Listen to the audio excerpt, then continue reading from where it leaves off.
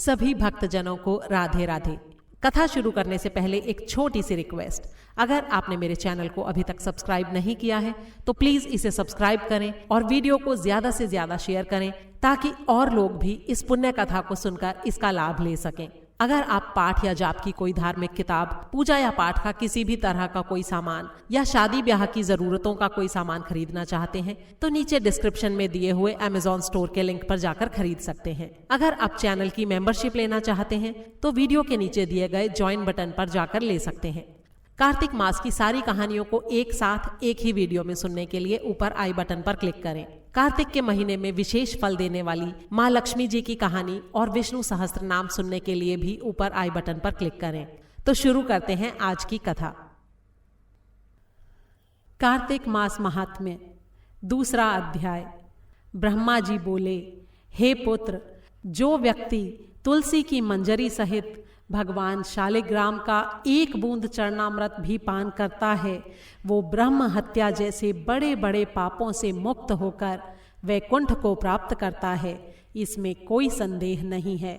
जो व्यक्ति भगवान शालिग्राम की प्रतिमा के आगे अपने पितरों का श्राद्ध करता है उसके पितरों को तत्काल वैकुंठ प्राप्त हो जाता है। जो भगवान श्री शालिग्राम की मूर्ति दान करता है उसे पूरी पृथ्वी के दान का फल प्राप्त होता है। जो भगवान शालिग्राम की प्रतिमा को बेचता है वो महान कष्ट भोगता है, इसलिए श्री शालिग्राम की मूर्ति को कभी बेचना नहीं चाहिए। श्री विष्णु भगवान का पूजन शंख के जल से करना चाहिए। श्री शिव जी का पूजन बेल पत्तों से, सूर्य का तुलसी से, गणेश जी का पूजन धतूरे के फूलों से, विष्णु जी का पूजन कमल के पुष्पों से और श्री महालक्ष्मी जी का पूजन मालती अथवा चंपा के फूलों से करके प्राणी परम पद को प्राप्त करता है। परंतु जो व्यक्ति भगवान को परम प्रिय तुलसी से भगवान शालिग्राम की पूजा करता है उसकी महिमा का वर्णन कोई भी नहीं कर सकता। इस प्रकार पूजा करने वाला भक्त जन्म मरण के अपार कष्ट से मुक्त हो जाता है। जिसकी मृत्यु तुलसी माला धारण किए हुए होती है वो बिना किसी रोक टोक के सीधा वैकुंठ धाम को जाता है। जो तुलसी की छाया में अपने पितरों का श्राद्ध करता है उसके पितरों की अक्षय तृप्ति हो जाती है। तुलसी का सिंचन गंगा, यमुना और नर्मदा में स्नान के समान होता है।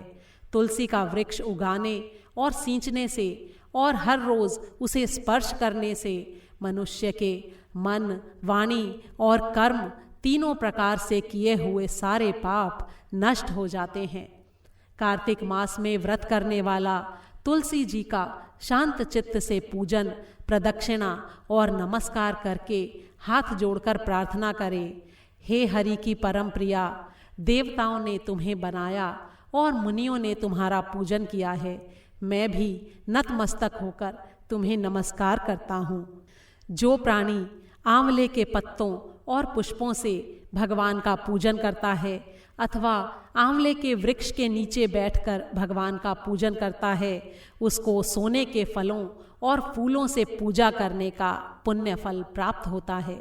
जो मनुष्य द्वादशी तिथि को तुलसी और आंवले के पत्तों को तोड़ता है वो घोर नरक भोगता है।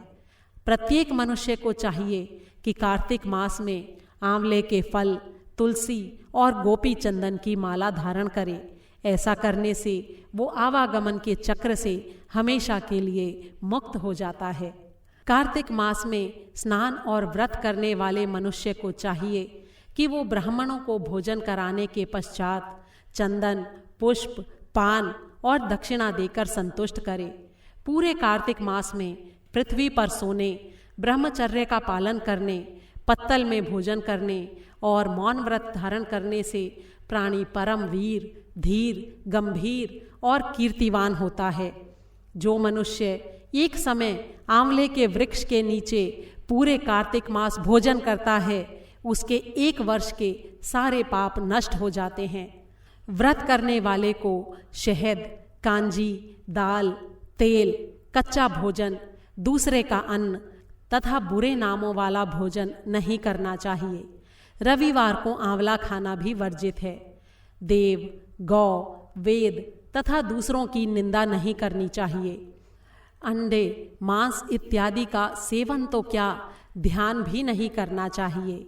मिट्टी में उत्पन्न हुआ नमक, मसूर, बासी भोजन और तांबे के पात्र में डाला हुआ दूध इत्यादि ये सब मांस के समान ही माने जाते हैं, इसलिए इनका प्रयोग भी नहीं करना चाहिए।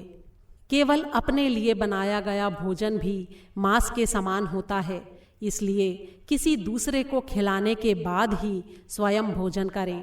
लहसुन, प्याज, फूल गोभी, गाजर, जंगली घिया, बैंगन, पेठा तथा दोबारा पकाया गया भोजन व्रत में नहीं खाना चाहिए।